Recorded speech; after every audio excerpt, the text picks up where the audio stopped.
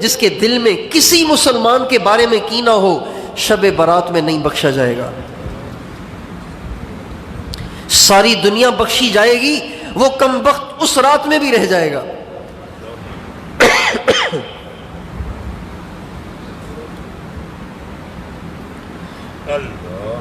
اللہ کرے 15 شعبان کی رات سے پہلے پہلے ہم کینے سے توبہ کر لیں، اوروں سے بھی کروائیں، سب کو بتائیں.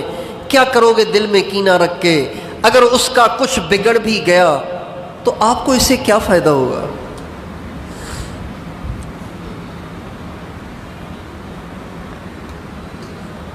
اس نے آپ کے ساتھ زیادتی کی ہے، آپ اسے معاف کر دیں، درگزر کر دیں. انتقام لے کے کیا کریں گے آپ؟ انتقام لینے سے اگر کوئی کسی پہ زیادتی ہو پھر وہ اس سے بدلہ لے لے تو بدلہ لینے سے کیا اپنا جو نقصان ہوا ہے وہ واپس آ جاتا ہے؟ بتائیے. ہاں جی، انتقام لینے سے اپنا نقصان واپس آ جاتا ہے؟ ایسے تو نہیں ہوتا. بس ایک اندر کی آگ ہے جو ٹھنڈی ہوتی ہے، اور تو کچھ بھی نہیں ہوتا.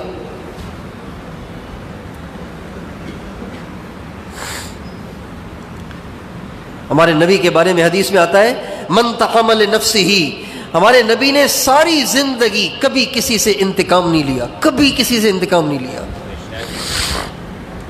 آپ کے ساتھ کیا کچھ ہوا، لوگوں نے کیا کچھ کیا آپ کے ساتھ، کتنی زیادتیاں کیں، کتنی اذیتیں دیں، کتنا آپ کا دل دکھایا، کتنی آپ کی دل آزاریاں کیں. مارنے والوں نے مارا، دھکے دینے والوں نے دھکے دیے، بے عزتی کرنے والوں نے بے عزتیاں کیں. آپ نبیوں کے امام ہیں، نبیوں کے سردار ہیں، لیکن آپ نے کبھی اف تک بھی نہیں کہا کسی کو.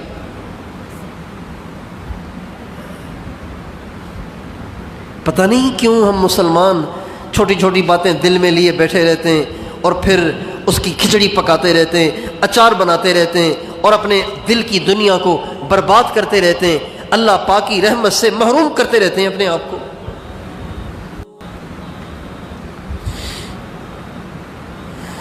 چھوٹی چھوٹی باتوں پہ، بڑی بات بھی نہیں، چھوٹی چھوٹی باتوں پہ. ایک رشتہ دار دوسرے رشتہ دار سے اس لیے ناراض ہو گیا کہ جی اس نے جو بیٹے کی شادی کی نا اس میں جو کارڈ تقسیم کیا اس میں میرا نام آخر میں کیوں لکھا تھا؟ ارے اللہ تیرا بھلا کرے، تو آخر میں لکھنے سے تو چھوٹا ہو جائے گا یا اوپر لکھنے سے بڑا ہو جائے گا؟ یہ کوئی بات ہے ناراض ہونے کی اور دل میں بغض رکھنے کی؟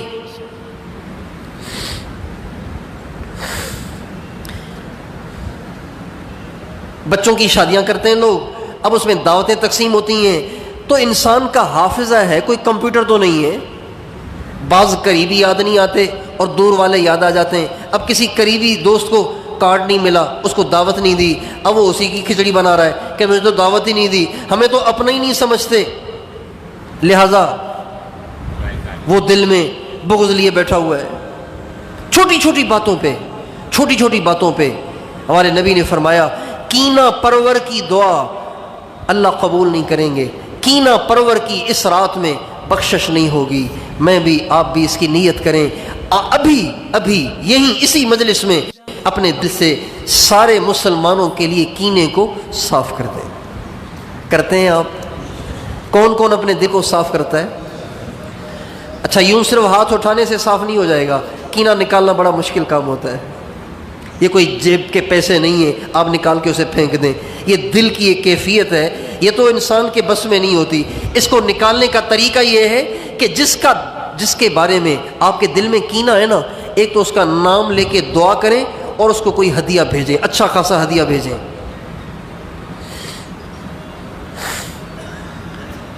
500 روپے کلو والی مٹھائی، 800 روپے کلو والی مٹھائی، 1 کلو ڈبہ لے کے خود اس کے گھر جا کے دے کے آ جائے کہ جی میں آپ کے لیے لایا تھا، کافی دن ہو گئے تھے ملاقات ہوئے. یہ نہ سوچیں میری ناک نیچی ہو جائے گی، میری مونچھ نیچی ہو جائے گی، میری عزت گھٹ جائے گی. اگر انا کا مسئلہ بنایا تو شب برات کی بخشش سے محروم ہو جائیں گے. یہ کینے کو صاف کرنے کا طریقہ ہے. نام لے کے دعا کریں اور کوئی اچھا خاصا ہدیہ دے.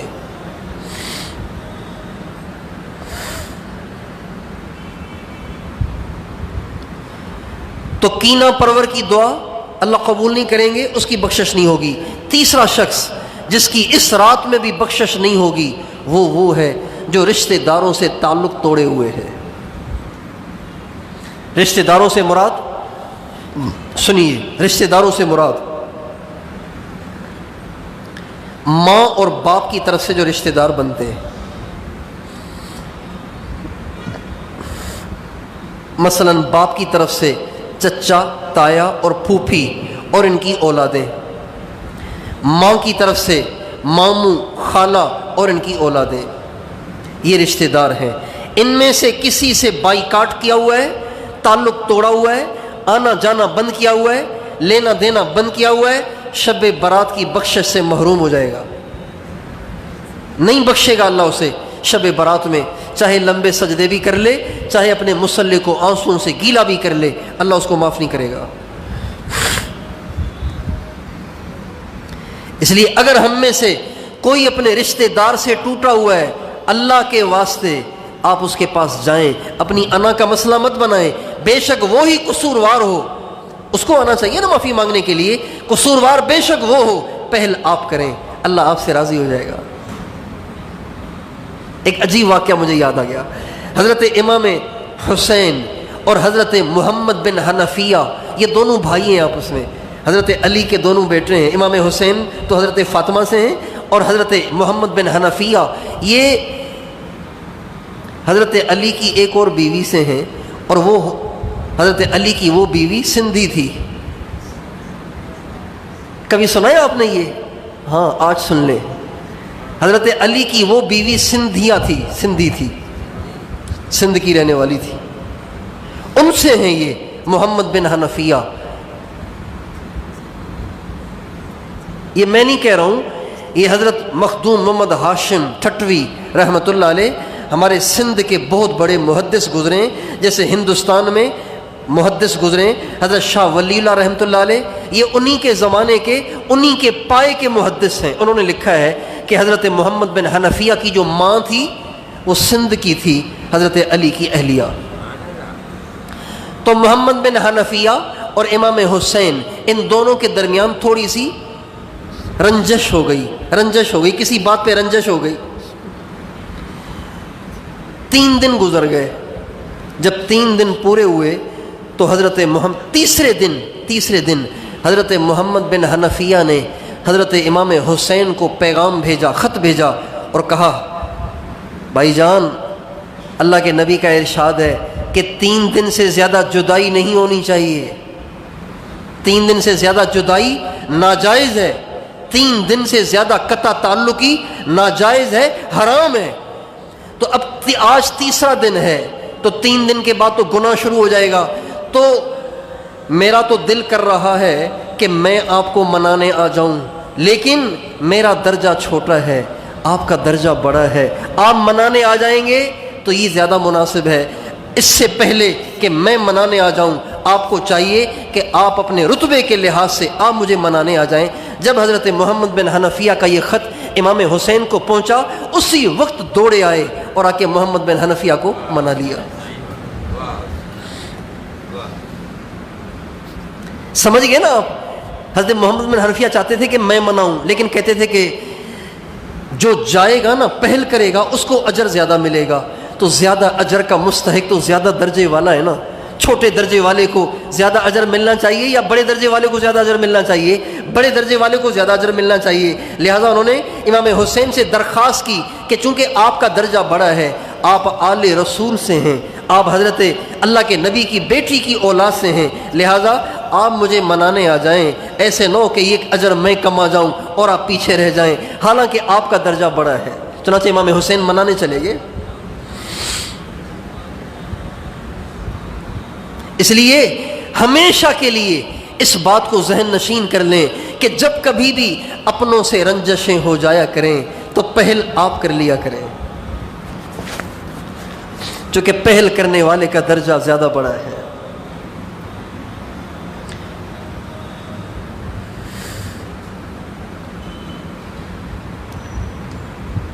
और जो आदमी ऐसा हो कि उससे बख्शिश, उससे माफ़ी मांगी जाए, फिर भी वो माफ़ न करे, اس کے لیے تو بڑی سخت وعید ہے. اس کے لیے تو دوزخ کا فیصلہ ہے. جس سے معافی مانگی جائے اور وہ کہے میں معاف نہیں کروں گا، جو کرنا ہے کر لو، اس کے لیے تو جہنم کا فیصلہ ہے. تو اس لیے قطع رحمی کرنے والے کو اللہ اس رات میں نہیں معاف کرے گا.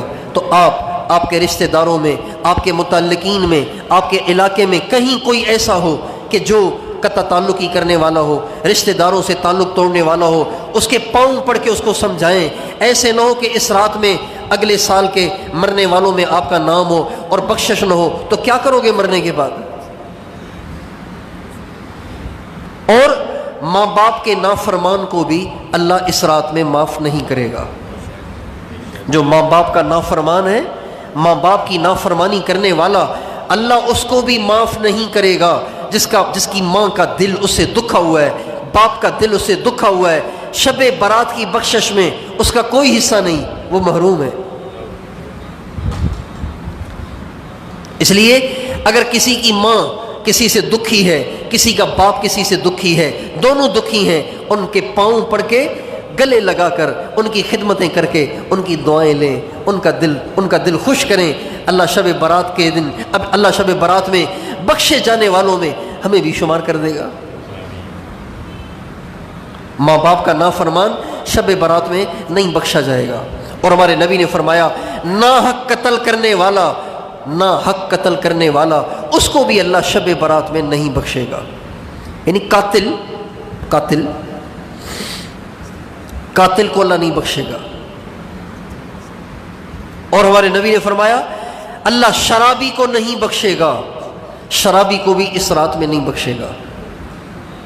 شب برات میں اگلے پیر کو جو رات آئے گی، منگل کی رات، پیر کا دن، شب برات 15 شعبان کی رات کو نہیں بخشے گا.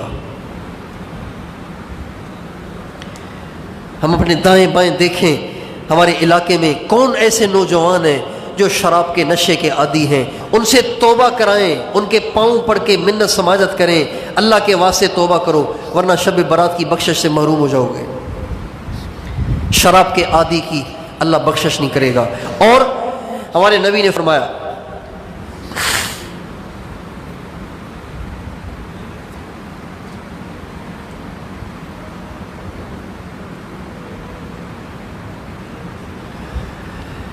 اور ٹخنا ڈھانکنے والے کی بخشش نہیں ہوتی. اس رات میں ٹخنا ڈھانکنے والے کی بخشش بھی نہیں ہوتی. جس کی شلوار اس کے ٹخنوں پہ پڑ رہی ہو، اس کے ٹخنے ڈھکے ہوئے ہوں، مرد، عورت نہیں، عورت کے تو ٹخنے ڈھکے ہوئے ہونے چاہیے. جس مرد کی شلوار اس کے ٹخنوں تک جا رہی ہو، اس کے ٹخنے ڈھکے ہوئے ہوں، ٹخنے ڈھکنے کا وہ عادی ہو، اس کی بھی بخشش نہیں ہوگی. پتہ نہیں کیوں اس میں سستی کرتے ہیں، سمجھ میں نہیں آتی بات کہ دیندار لوگ بھی اس میں سستی کرتے ہیں. خواہ پانچا نیچے جا رہا ہے، اچھا پھر کہو تو پھر ایک دم اوپر کر لیتے ہیں. بھائی آپ اتنی لمبی شلواریں کیوں سلواتے ہیں کہ آپ کے 5 ٹخنوں پہ پڑ رہے ہیں؟ آپ شلوار ہی چھوٹی سلوائیں. جب آپ کو شلوار چاہیے ہی اتنی کہ اس میں ٹخنے نہ ڈھکیں، تو لمبی شلوار سلوانے کا مطلب کیا ہے؟ ایک آدمی اتنی لمبی ٹوپی پہنے جو اس کے کانوں تک آ رہی ہو، پھر اس کو بل دے رہا ہو. بھائی آپ چھوٹی ٹوپی لے لیں، اتنی بڑی ٹوپی آپ لیتے کیوں ہیں کہ پھر اس کو بل دے رہے ہیں آپ؟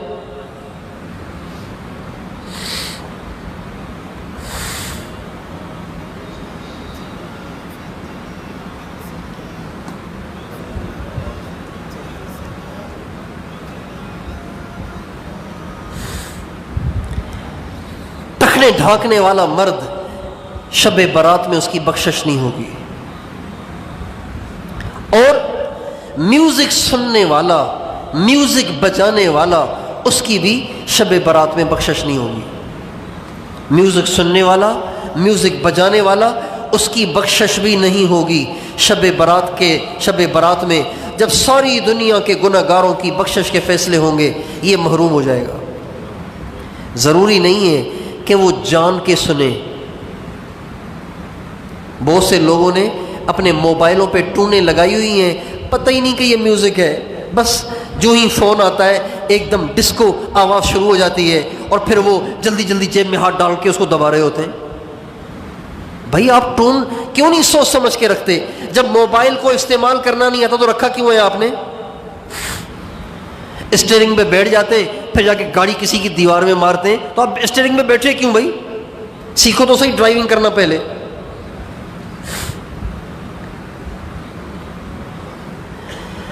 عام طور پر دیہاتیوں کو دیکھا ہے، دیہاتی ان پڑھ ایسے ایسے گانے انہوں نے لگائے ہوتے ہیں اور پھر نماز میں جلدی جلدی جیب میں ہاتھ ڈال رہے ہوتے ہیں بند کرنے کے لیے. اور بہت سے پڑھے لکھے لوگ بھی، دیندار بھی. ابھی ہم سفر میں تھے تو ایک ساتھی ہمارے ساتھ باشرہ آدمی، ماشاءاللہ دیندار آدمی، پکا نمازی آدمی، ایسا گانا بجنا شروع ہو گیا اس کے. میں نے کہا یار ٹون تو تبدیل کرو، کیا ہو گیا یار؟ گناہ نہیں سمجھتے کیا اس کو؟ یہ سب اس وعید میں داخل ہیں کہ یہ شب برات میں نہیں بخشے جائیں گے جو میوزک سنتے ہیں. اچھا، بہت سے پڑھے لکھے دیندار لوگ اپنے موبائل پہ ایک ٹون آتی ہے Nokia tone, Nokia tone, Nokia tone, اس کو وہ سادہ ٹون سمجھتے ہیں. وہ سمجھتے ہیں یہ تو بہت سادہ ہے، حالانکہ وہ بھی میوزک ہے. اس کو غور سے سنیں، یہ بھی میوزک ہے. نوکیا ٹون بھی میوزک ہے.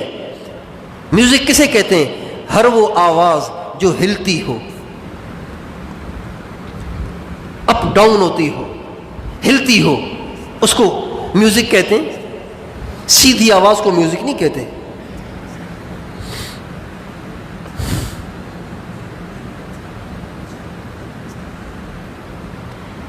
تو آپ سارے کے سارے اپنے موبائل کی ٹون چیک کریں کہ کہیں شب برات کی بخشش سے محروم نہ ہو جائیں.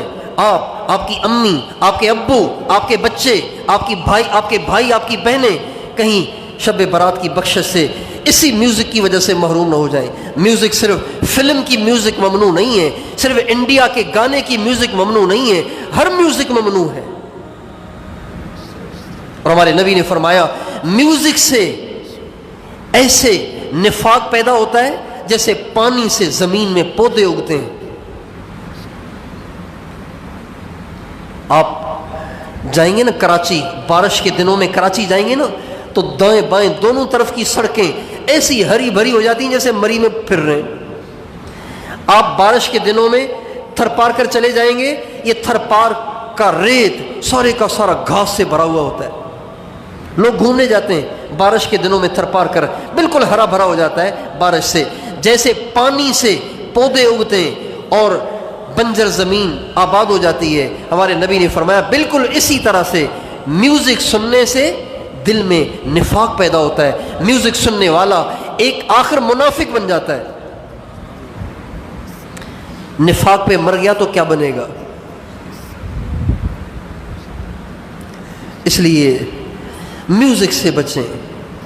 اور حدیث میں آتا ہے کہ شب برات میں جو لوگ نہیں بخشے جائیں گے ان میں سے ایک ٹیکس وصول کرنے والا بھی ہے. ٹیکس وصول کرنے والا، بھتہ لینے والا، ٹیکس وصول کرنے والا، وہ بھی اس رات میں نہیں بخشا جاتا.